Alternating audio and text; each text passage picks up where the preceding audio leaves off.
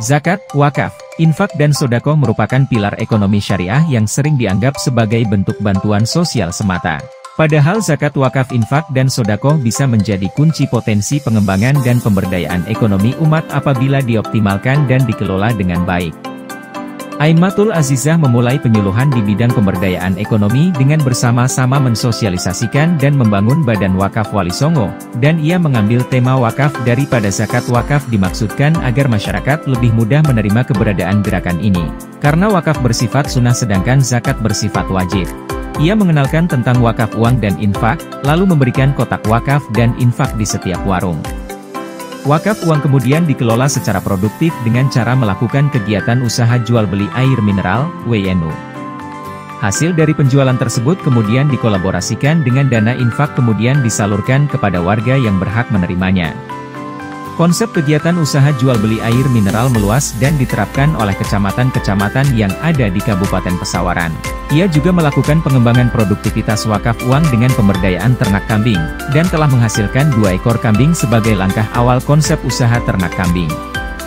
Sampai saat ini terkumpul dana wakaf tunai sebesar Rp38 juta dan terkumpul tersalurkan dana infak beserta hasil pengelolaan wakaf tunai sebesar Rp35 juta dan akan terus bertambah.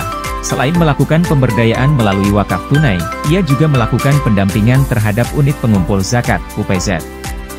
Bekerja sama dengan Basnas Kabupaten untuk mensosialisasikan pengumpulan maupun penyaluran zakat. Aimatul Azizah juga merupakan pendamping PPH yang telah melakukan pendampingan proses produk halal. Ia mulai melakukan pendampingan pada tanggal 17 Maret 2022 melalui program Self-Declare Sehati 22. Ia juga melakukan pembinaan terhadap pendamping PPH lintas kabupaten. Lalu ia keliling kawasan Kabupaten Pesawaran untuk membimbing pendamping PPH. Ia juga melakukan kerjasama dengan dinas terkait, di antaranya Dinas Koperasi dan UMKM, Dinas Perdagangan Perindustrian dan Pasar, Dinas Perikanan dan Dinas Kesehatan Kabupaten Pesawaran. Ia menjadi narasumber di berbagai kegiatan pembinaan UMKM di tingkat desa sampai tingkat kabupaten. Selain itu juga beberapa kali diminta untuk menjadi narasumber secara online di luar Provinsi Lampung. Selain menjadi narasumber, ia juga mempelopori bazar halal di setiap kegiatan di lingkungan kantor Kementerian Agama Kabupaten Pesawaran. Dalam pendampingannya terdapat beberapa pelaku usaha yang berhasil ekspor produk usahanya ke berbagai negara.